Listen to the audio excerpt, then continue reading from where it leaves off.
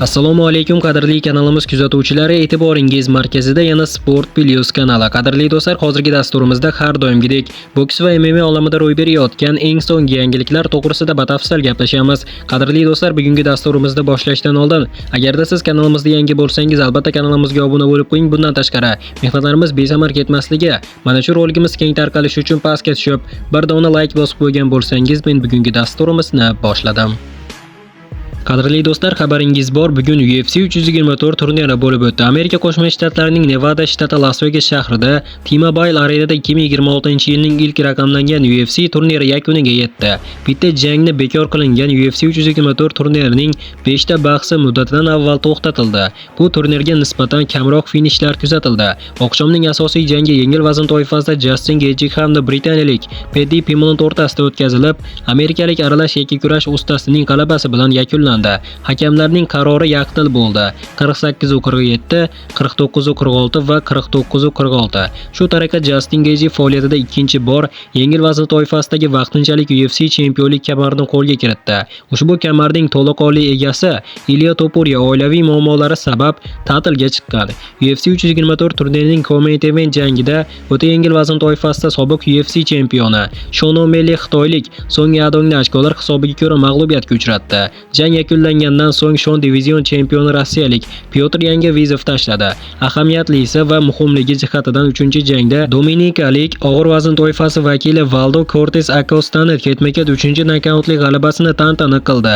U ikkinchi raundda amerikalik Derek Lewisni taslim etdi. Asosiy kartning ochib bergan yarim yengil vazn toifasi vakili Arnold Allen va Jean Silva o'rtasidagi jangda braziliyalik aralash yakka kurash ustasi britaniyalik raqibini hakamlarning yaqtil qarori bilan 30-27, 29-28 va 29-28 qarori bilan mag'lub etdi. Prelim kartni yopib bergan jang esa o'ta yengil vazn toifasida tashkil etildi. Unda rossiyalik Umar Nurmagomedov sobiq chempion Davison Figueiredoga qarshi oktagonga chiqdi. 3 raund to'liq davom etgan jangda Umar 30-27, 30-27 va 30-27 hisoblarda zafar quchdi. UFC 324 turnirining barcha natijalari Justin Gaethje Paddy Pimblettni hakamlarning yaqtil qarori evaziga yengdi. Sean O'Malley esa Song Yadongni ochkolar hisobi bilan yutdi.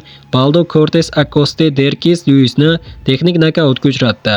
Natalie Silva sobiq UFC chempioni Rose Namajuanini hakamlar qarori bilan mag'lub etdi. Jean Silva esa Arnold Allendan ochkolar bo'yicha ustun keldi. Bugun Amerika Qo'shma Shtatlarining Las Vegas shahrida Matchroom Boxing kompaniyasi tomonidan professional boks oqshomi tashkil etildi. Ushbu jang kechasi doirasida hamyurtimiz Isroil Madrimov ham ringga ko'tarildi. Bu safar bokschimizga Dominikan Respublikasi vakili David Luis Salazar raqib bo'ldi. 10 raundga mo'ljallangan jang to'liq davom etdi va unda Madrimov ochkolar evaziga g'alaba qozondi. Hakamlar jangni bir ovozdan 99-91 hisoblarida baholashdi. Ma'lumot uchun aytib o'taman do'stlar, Isroil Madrimov bungacha so'nggi ikkita jangini Trensis Crawford va Virgil Ortizga qarshi o'tkazib, imkoniyatni boy bergandi. Bugungi muvaffaqiyat orqali bokschimiz yana g'alabali yo'lni boshlab oldi. Qadrli do'stlar, bundan tashqari yana bir hamyurtimiz Murodjon Ahmadaliyev ham hakamlarning yaqtil qarori bilan afsuski mag'lubiyatga uchradi. UFC 324 turniri bonuslari deyarli $500,000 tashkil etdi. Dunyoning eng kuchli ligasi Las Vegasda bo'lib o'tgan UFC 324 turniri yakunlariga ko'ra $450,000 AQSh miqdorida bonus tarqatdi. Yengil vazn toifasida vaqtinchalik chempionlik kamari uchun jang ishtirokchilari Justin Gaethje va Paddy Pimblett oqshomning eng yaxshi jangi uchun haqli ravishda har birlari $100,000 dan olishdi. Oqshomning namoyishi uchun bonuslar esa Ty Miller va Josh Hocketga nasib etdi. Ularning har ikkisi raqiblar birinchi raunddayoq mag'lub etishdi. Bundan tashqari muddatdan oldin g'alaba qozongan Valdo Cortes Acosta va Nikita Krylov $25,000 dan bonusga ega bo'ldi. Charles Jonsonning birinchi raunddayoq to'xtatgan Alex Perez esa vazn qila olmagani tufayli mukofot pulisiz qoldi. Qo'shimcha to'lovlarning umumiy miqdori $450,000 tashkil etdi. Musobaqa bonuslar 2 baravar ko'paytirilganini va muddatidan oldin g'alaba qozonganlar uchun bonuslar joriy etilgani haqida biroz avval xabar bergan edik.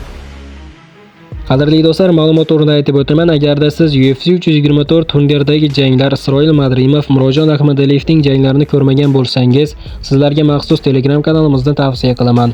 Telegram kanalimiz silkasini kommentariyada qoldirdim.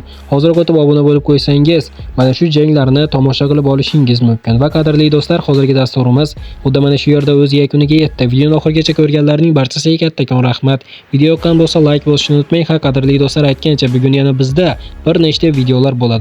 Kanalimizga obuna bo'lib qo'ying, tez orada ko'rishguncha do'stlar.